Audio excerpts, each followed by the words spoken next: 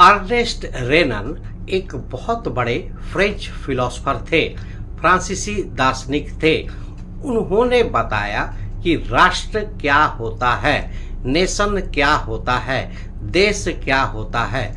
Ernest रेनन ने इस ideology को, इस विचारधारा को एक सिरे से नकार दिया कि देश जो है एक common race, common language, common religion, common area के लोगों से बनता है। अर्नेस्ट रेनन की बातों में यह सही लगता है, क्योंकि अगर हम भारत का ही एग्जाम्पल ले तो यह भारत तब तो कभी देश बनता ही नहीं, क्योंकि भारत में एक ही भाषा के बोलने वाले लोग नहीं हैं, एक ही धर्म को मानने वाले लोग नहीं हैं, एक ही नस्ल के लोग नहीं हैं, एक ही एरिया में रहने वाले लोग नहीं हैं। भारत में तो बहुत तरह की विभिन्न भाषा बोली जाती है। यहाँ पे अनेक धर्म को मानने वाले लोग हैं, इनकी अनेक नस्ल है, ओरिजिन्स है। तो इस तरह से हम देखते हैं कि भारत एक देश है, इसमें तो कोई डाउट नहीं है। India is a country. तो भारत तब तो कभी देश बनेगा ही नहीं। भारत तो कभी देश के डेफिनेशन में आएगा ही नहीं, अगर यह इस पुरानी विचारधारा को हम लोग समझते हैं कि देश तो common language, common territory, common religion, common race से बनता है। रेनन कहते हैं कि राष्ट्र, देश तभी बनता है जब यहाँ के निवासी अपने common identity, common culture, common बातों पर, परंपरा पर विश्वास करते हैं, गर्व करते हैं। यहाँ पर रहने वाले लोग जब देश के लिए काम करते हैं और फिर भविष्य में भी देश के लिए काम करते हैं, तब जाकर के देश का निर्माण होता है, राष्ट्र बनता है, नेशन बनता है, ना कि common religion, common area, common language, common race आदि आदि के आधार पे। मतलब एक common identity, common culture, common tradition, रीति रिवाज, परंपरा होगा, तब जाकर एक कॉमन आइडेंटिटी का निर्माण होता है और इन सभी बातों से देश बनता है, राष्ट्र बनता है, नेशन बनता है और इस तरह से एक कॉमन आइडेंटिटी का विकास होता है। तो यह कॉमन आइडेंटिटी का विकास ही देश को बनाता है, राष्ट्र को बनाता है, नेशन का निर्माण करता है। तो यह था अर्नेस्ट रेनन के विचार राष्ट्र को लेकर, नेशन को लेकर। यह आपके बुक के टॉपिक में है, कहीं बाहर से नहीं बताया जा रहा है। 1848 में फ्रेडरिक सॉरियो ने एक पेंटिंग बनाई थी जिसमें कि उसने कल्पना किया था, विजन किया था, ड्रीम किया था कि दुनिया जो है एक डेमोक्रेटिक सोशल रिपब्लिक होगी। हम देखते हैं कि आने वाले समय में यूरोप में कुछ इस तरह की ही घटना होती है, जब सारे देश जो है डेमोक्रेटिक, सोशलिस्ट और रिपब्लिक की ओर बढ़ते हैं, अर्थात एक नेशन स्टेट, राष्ट्र, एक देश बनने की ओर आगे बढ़ते हैं। भारत भी 1947 से पहले एक देश के रूप में नहीं था, एक राष्ट्र नहीं था। यहाँ पर विभिन्न डिफरेंट डायनेस्टी और राजा रानी रूल करते थे, जैसे कि जम्मू कश्मीर का राजा, पंजाब का राजा, सिंध का राजा, गुजरात का राजा, जूनागढ़ का राजा, बंगाल के राजा, बिहार के राजा, हैदराबाद के निजाम थे, साउथ में टीपू सुल्तान था। तो इस तरह से हम देखते हैं कि भारत जो है 1947 से पहले के पीरियड में काफी सारे राजा रानियों के पीरियड से गुजर रहा था। इनके समय में साम्राज्य का जो क्षेत्र था कभी छोटा होता था, कभी बड़ा होता था। अगर शक्तिशाली राजा होते थे तो उनका एरिया, उनका साम्राज्य बढ़ जाता था, और अगर कमजोर राजा होते थे तो उनका टेरिटरी, उनका एरिया कम हो जाता था। तो इस तरह से हम देखते हैं कि उस समय कोई फिक्स्ड टेरिटरी नहीं था। तो यह पहले नहीं था। पहले जैसा हमने अभी बताया कि यह मराठा, निजाम, हैदराबाद, बंगाल, बिहार, उड़ीसा आदि में बटा हुआ था। तो इस तरह से एक भारत देश, भारत राज्य, एक नेशन, एक स्टेट के रूप में नहीं थे। यह 1947 के बाद ही हुआ, जब भारत आज़ाद हुआ और इन सभी क्षेत्रों को, राजस्थान, गुजरात, आंध्र प्रदेश, तमिलनाडु आदि आदि, इन सभी को मिलाकर भारत देश का निर्माण किया गया। इसी प्रकार से हम देखते हैं कि यूरोप में भी कोई नेशन नहीं था, कोई राष्ट्र नहीं था। वहाँ पर भी डिफरेंट डायनेस्टी, मोनार्की, का रूल था। तो यहाँ पर भी विभिन्न विभिन्न राजा रानी थे। जैसे कि फ्रांस में हम देखते हैं कि बॉर्बन अंपायर था, उसकी सीमाएं छोटी होती थी, बड़ी होती थी।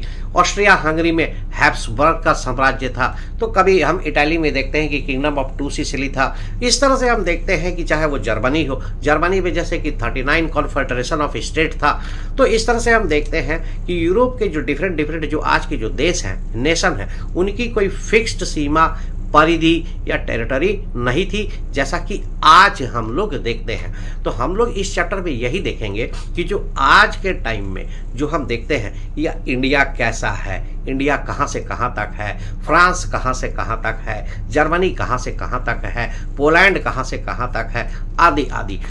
आज के टाइम में किसी देश में, किसी नेशन में, किसी राष्ट्र में क्या स्पेशलिटी होती है, क्या खूबियाँ होती है, तो हमें पता है कि आज के टाइम में डेमोक्रेसी होती है, रिपब्लिक होती है, सोशलिज्म होती है, सोवेरेनिटी होती है। तो इन सभी बातों का आज के देश में होना बहुत जरूरी है। ध्यान रहे कि डेमोक्रेसी और रिपब्लिक अलग अलग चीज है।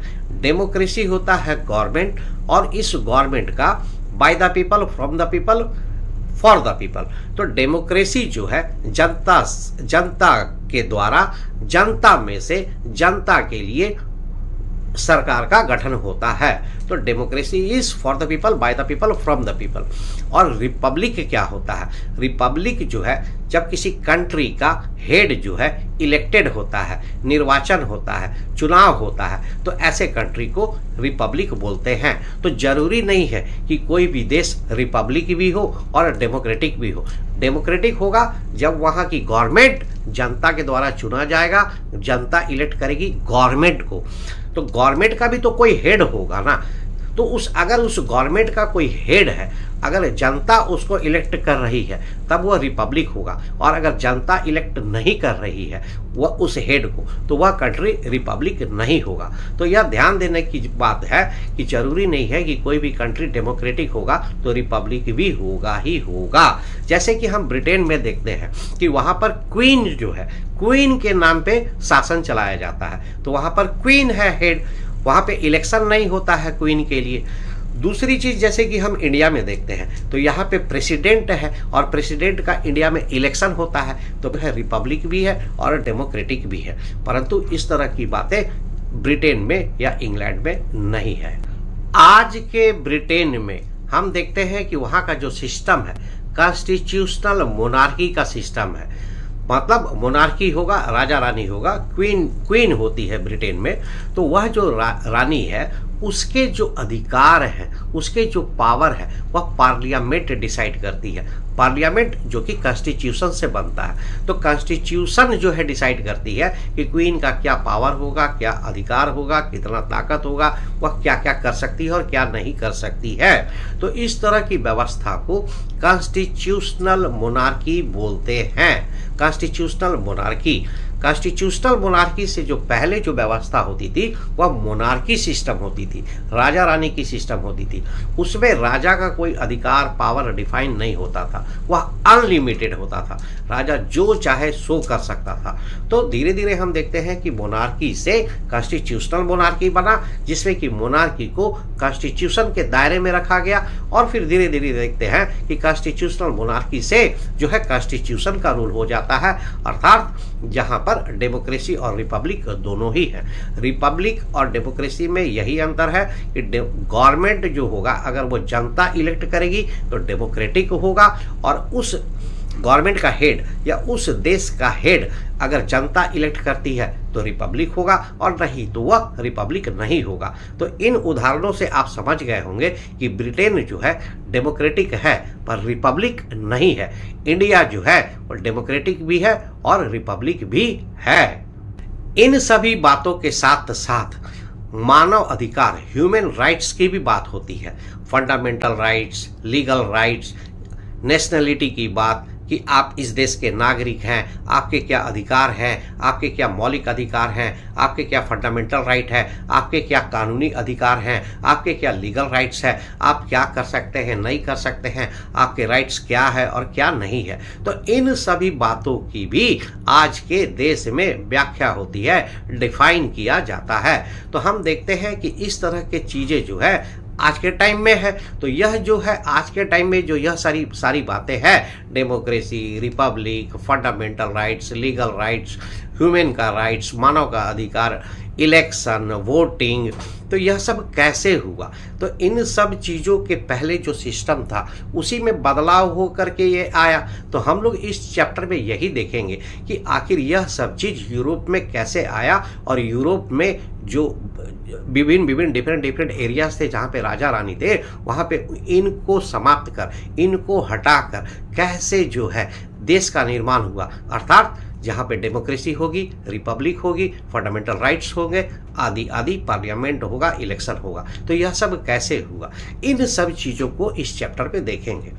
तो नेशन बनने के लिए सबसे प्राइम इम्पॉर्टेंट चीज़ क्या है, सबसे ज़रूरी चीज़ क्या है? सबसे ज़रूरी चीज़ है कि उस एरिया में रहने वाले लोगों को उसको देश समझना, उसमें राष्ट्रीयता की भावना होना, उसमें नेशनलिज्म की भावना होना, नेशनलिज्म अर्थात देशभक्ति की भावना होना। तो जब तक उस एरिया में रहने वाले लोगों के मन में देशभक्ति की भावना, नेशनलिज्म की भावना का जागरण नहीं होगा, उदय नहीं होगा, वह एरिया देश नहीं बन सकता है। तो इस तरह की भावना का उदय होना, जागरण होना, ग्रोथ होना, यह सबसे इम्पॉर्टेंट है किसी भी एरिया को देश बनने के लिए।